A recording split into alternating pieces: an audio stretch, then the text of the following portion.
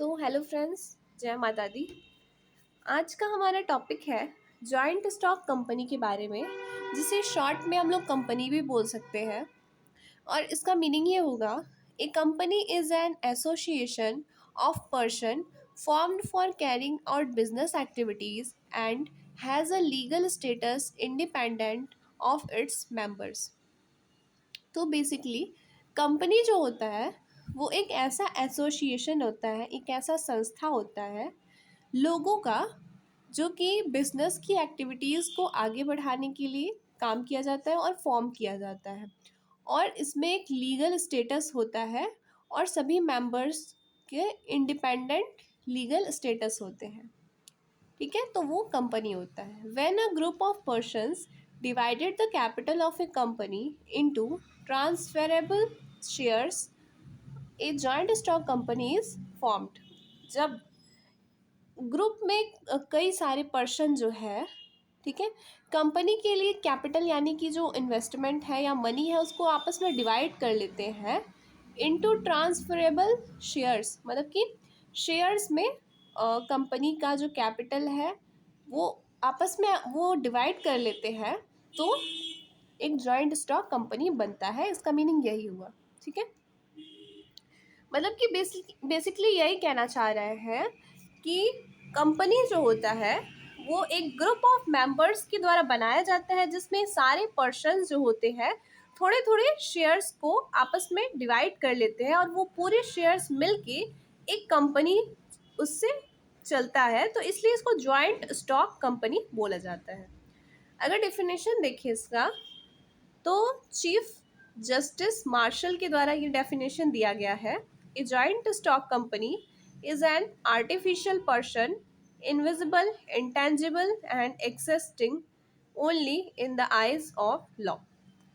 यानी कि अगर हम लोग कानून के नज़रिए से देखें तो जॉइंट स्टॉक कंपनी एक ऐसा कृत्रिम इंसान है, आर्टिफिशियल पर्सन होता है जो कि इनविजिबल है यानी दिखाई नहीं देता, इंटेंजिबल है और एक्सिस्टिंग है यानी कि जो अस्तित्व में होता है।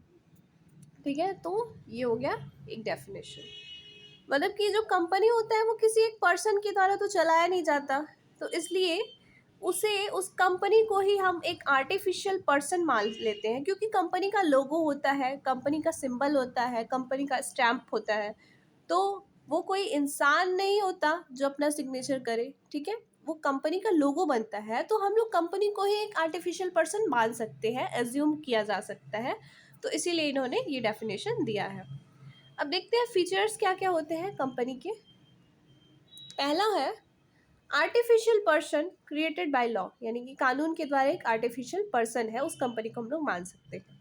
दूसरा है सेपरेट लीगल एंटिटी। ठीक है, लीगल एंटिटी सबकी उसमें सेपरेट होती है। Third is use of common seal, common seal का यूज़ किया जाता है किसी भी कंपनी में।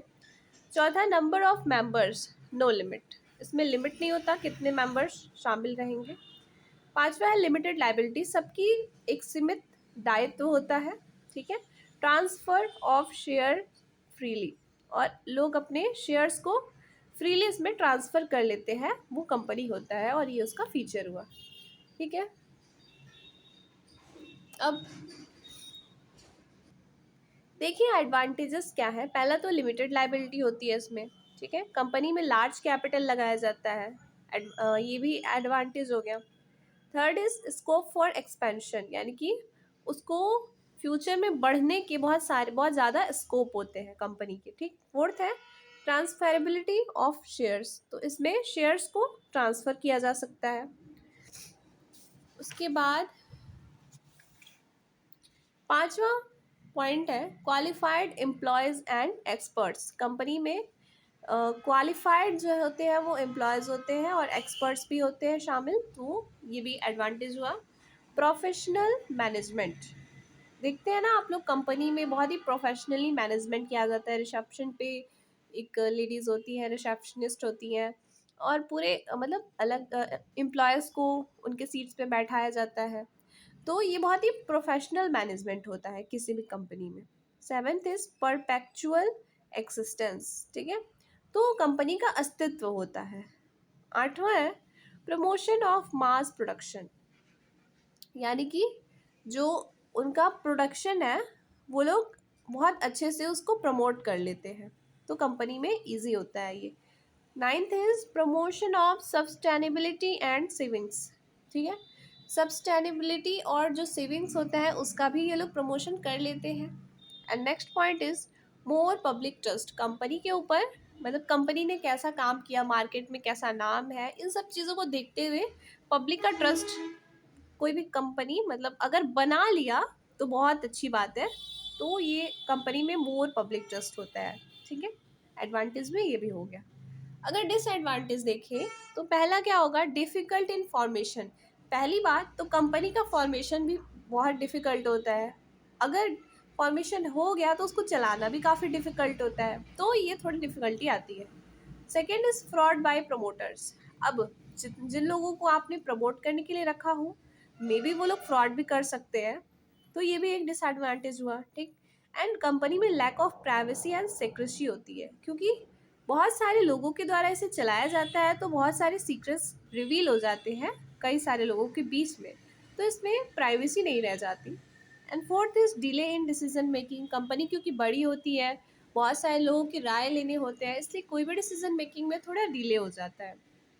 ठीक है, वहीं पे सोल ट्रेडरशिप में ओनर अकेला ही होता है, तो वो खुद तुरंत क्विक डिसीजन लिया जा सकता है उसमें। ठीक है, fifth is defects of democratic system. तो जो हमारा लोकतांत्रिक सिस्टम है, ठीक है, वो इसमें कंपनी की वजह से डिफेक्ट होता है। ओके। और